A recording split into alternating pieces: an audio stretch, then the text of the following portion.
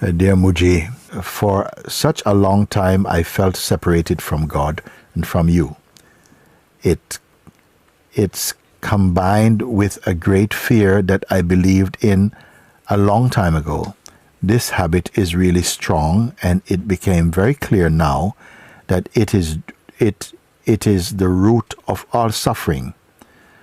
Due to your pointings, I know I can say out loud, it is not true. Those things are not true. This is one exercise I really felt to share with you, that sometimes a certain thought unexpectedly drifts in front of you, and like some reflex, our attention go to it, and you begin to fondle it and all this kind of thing. But now you see, but wait, but it's not true.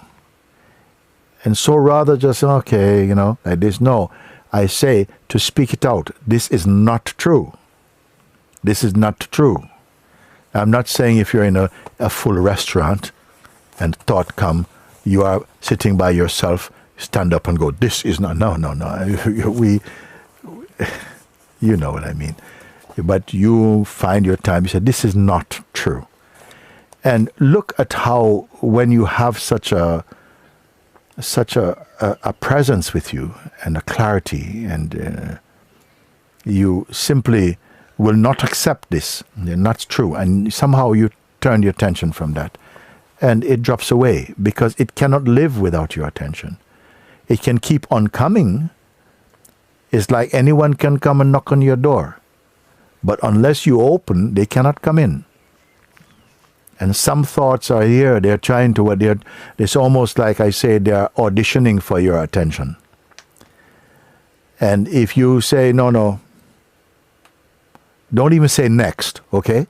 Because the next one will show up. You just say, no, not this, no, just turn away. Drop it. Learn to drop things. When you see there's no spiritual nutrient in that, you also recognize that will amount to some form of distraction. That's a waste of time. Just cut.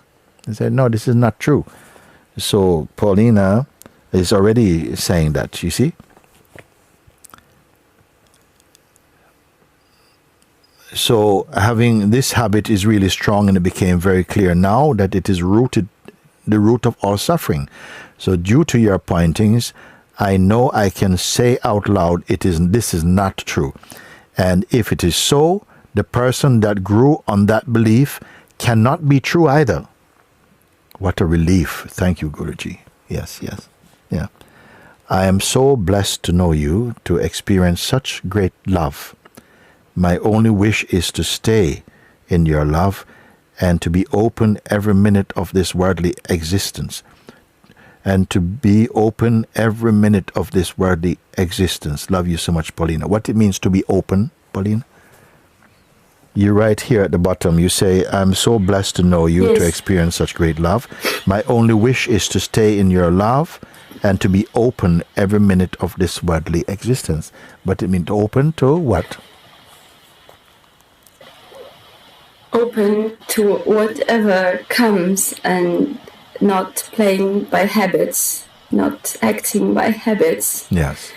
I needed to hear you clarify that. So you're not blocking things from coming. They can come. And, and it's good that you say that, because sometimes I have been misunderstood where people might feel that I'm saying, whatever, no. No, in fact, you say, no, let it come. And you trust in your discerning ability to look, and then you can say, no, thank you, or so on. We are not living waiting for what is to come. You're abiding in your natural being. Otherwise, what tends to happen, as the waking state arises, say in the morning, does it mean that your mind and attention is automatically put in gear? This is a general question, no? Have you noticed, as the waking state sprouts with the arising of the feeling of I, because if you wake up at 6 o'clock, at 5:59, What was your state? You don't know. Say at 6 o'clock, you somehow, the waking state appears. It appears, no? In what did it appear? You see? It appears, and with it the arising of the sense I, which is actually the I amness itself, but due to habit and conditioning, that's quickly swapped or exchanged for the sense I am this body, I am this person. And as soon as this I am this person is present, it's as though we are compelled into some kind of relationship with the world and the mind and intention and past and memory, attachment, all these projections come alive. Why? Because and to whom do they come with such force? It's the I, me person, the sense of personal identity and existence. May I ask, in the arising of consciousness, are we compelled into duality? Are we compelled into the gear? Does the mind get into gear? And always we are compelled into negotiating and projecting. And is there some way that a deeper awareness is present in you? Of course, I'm speaking with my Sangha now. So you can catch it even at the first somehow. In the beginning, it feels like it's a task to keep remembering, oh, I am not this. But gradually, you see, it should come with a joy, an emerging joy. Because it's almost like some reflex. You're already in the uniform, you're already in the character of personhood. But watch what is taking place. The more you honor, you marinate your attention in the recognition that all things that manifest are perceivable, and they are perceivable, but that which perceive them are not trapped in the bubble of their scenario. Then you're aware of a greater space of just silent being or silent awareness, you see, more and more.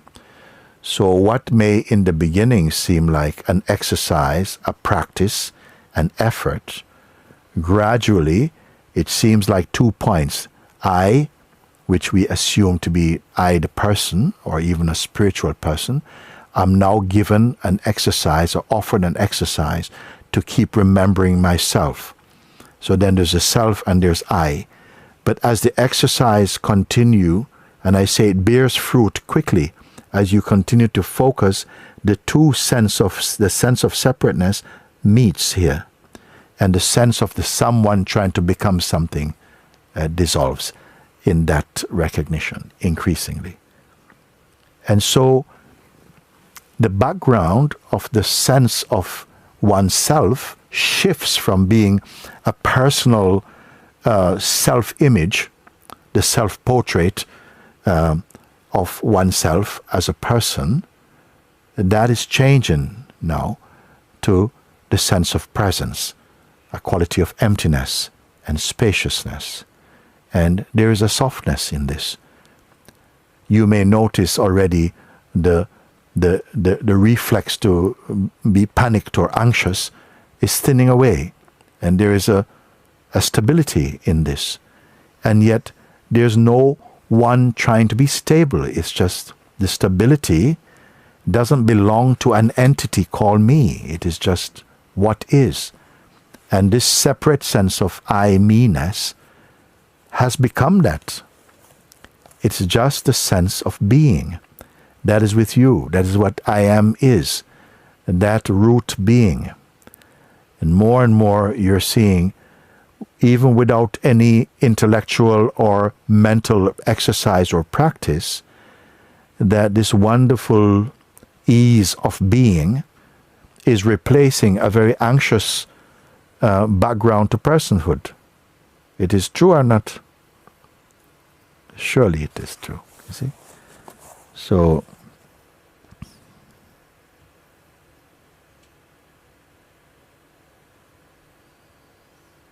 now I understand. I am so blessed to know you, to experience such great love. My only wish is to stay in your love and to be open every moment, every minute of this worldly existence. So I wanted to clarify with Paulina what you mean open, and you have put me in my place. Very good. Open simply mean not afraid of what is to come. I'm present. I'm here before anything appears. It appears in front of me. It plays as much as I am engaged with it, and by its own time it disappears also. I am not that, because when it disappears, if I was that, I would also disappear. I'm here to watch everything come and go. This is stabilizing in your real being. Wonderful. Yes, I wanted just to say thank you. It's my first One Sangha gathering, and it really is amazing. Yes. It's after 4 years of listening to you. It's just something shifted, as you said. Every word you said during this gathering was just directly going into my heart. And yesterday night I was writing this letter because it was all seen so clearly, and I'm so grateful for that. Very grateful. I'm so grateful. And I'm also grateful for all you did, all Sangha in Sahaja, because this experience was really beautiful. This experience was really powerful, and thank you for that very much. So you mentioned this experience was very powerful. Is it finished? No. The substance of it, I have to remind you of this. You see, yes, the trigger was in time, but what you are discovering cannot come to an end. You just continue deepening in that, you see. Yeah. Because I say this before the mind gets a chance to tell you that it's past now. Get over it, okay? Yeah, it doesn't pass. The mind passed, not this. Yes. Wonderful, Paulina, wonderful. Thank you very much. All love to you, darling. Very good. Full power. Okay. Thank you. Thank you. Love you. Thank you very much. Thank you. Okay.